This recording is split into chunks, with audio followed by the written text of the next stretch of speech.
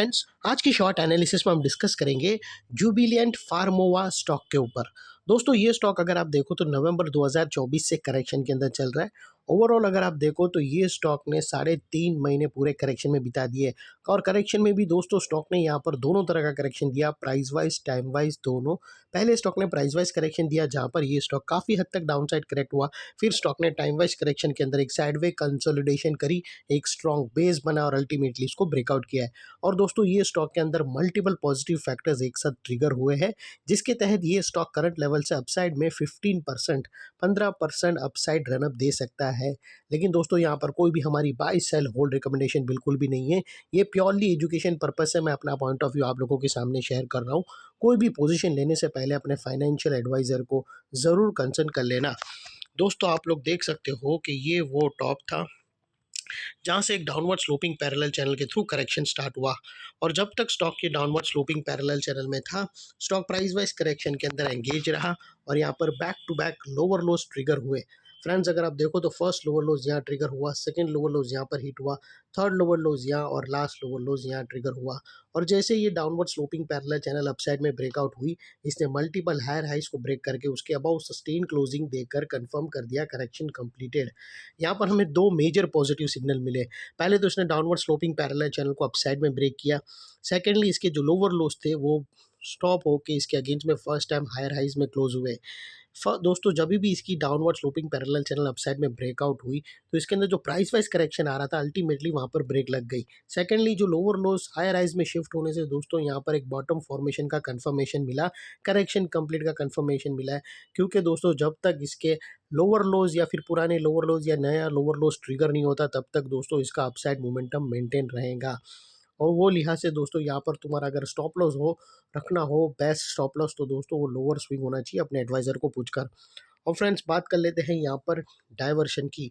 तो दोस्तों, अगर आप RSI डालकर चेक करो तो आपको यहाँ पर क्लियरली पॉजिटिव डाइवर्शन ब्रेकआउट होता हुआ मिलेगा। प्राइस एक्शन के जो लास्ट लोअर लो स्विंग अगर आप देखो तो वो डाउन साइड की तरफ टिल्ट हुआ है। वही RSI के अपसाइड में टिल्ट होकर यहाँ से हमें ब्रेकआउट मिला है, जो एक अपसाइड मोमेंटम पंप करेगा स्टॉक के अंदर।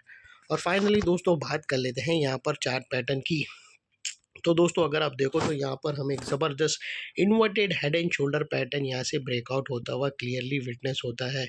दोस्तों, अगर आप देखो तो यहाँ पर हमें ये है लेफ़्ट शोल्डर, ये है उसका हेड, और दोस्तों ये राइट शोल्डर है, और ये दोस्तों अल्टीमेटली उसकी यहाँ से एक ब्रेकआउट मिला है। और दोस्तों, इसकी जो नेकलाइन निकल कर अगर आप देखो दोस्तों, यहाँ पर अगर आप नेकलाइन देखो तो उसकी नेकलाइन स्ट्रक्चर की यहाँ पर निकल कर आती है तकरीबन 1005 के पास। और दोस्तों, यहाँ से जो ब्रेकआउट ऑलरेडी हाई वॉल्यूम के साथ क्लोजिंग मिला है, उसके बाद जो स्टॉक का जो अगला टारगेट आता है वो तकरीबन 15% का आता है। यहाँ से जो स्टॉक का नेक्स्ट टारगेट निकल कर आता है वो 1080 का आता है फ्रेंड्स। 1080 दो तकरीबन दोस्तों 14 से 16% के बीच में आता है। और यहाँ पर बीच में कुछ रेजिस्टेंस है जो ये स्टॉक फेस करेगा, जिसको हम ब्लू में कर देते हैं। तो यहाँ पर दोस्तों एक और पॉसिबिलिटी भी हो सकती है कि स्टॉक ये ब्लू लाइन के पास एक रिजेक्शन फेस करके वापस स्टॉक नेकलाइन को रीटेस्ट करने भी आ सकता है।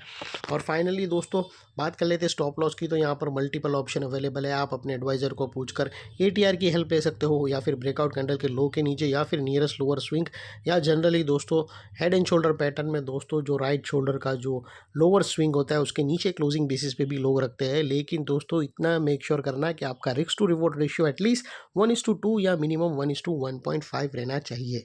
और फाइनली दोस्तों, नेकलाइन के पास का ये वाला एरिया एक इम्पॉर्टेंट सपोर्ट का काम करेगा। जो अभी तक एक रेजिस्टेंस था वो अल्टीमेटली स्ट्रॉन्ग सपोर्ट बनकर ट्रिगर हुआ है, बिकॉज मल्टीपल पॉजिटिव फैक्टर्स हमें यहाँ पर एक्शन में आते हुए मिले। यही एरिया पे फ्रेंड्स हमने डाउनवर्ड स्लोपिंग पैरेलल चैनल को अपसाइड में ब्रेकआउट होता हुआ देखा, लोअर लोज हमें हायर हाइज में शिफ्ट होते हुए मिले, positive clear diversion price action और RSI के थ्रू मिला, और यहाँ पर ही दोस्तों positive chart pattern inverted head and shoulder pattern भी ब्रेकआउट होते हुए मिली।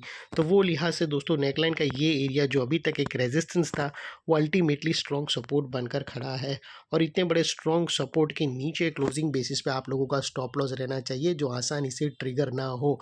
और अगर ट्रिगर हो जाता है तो दोस्तों नो इफ नो बट सीधा स्टॉप लॉस देकर ट्रेड को वाइंड अप कर देना चाहिए।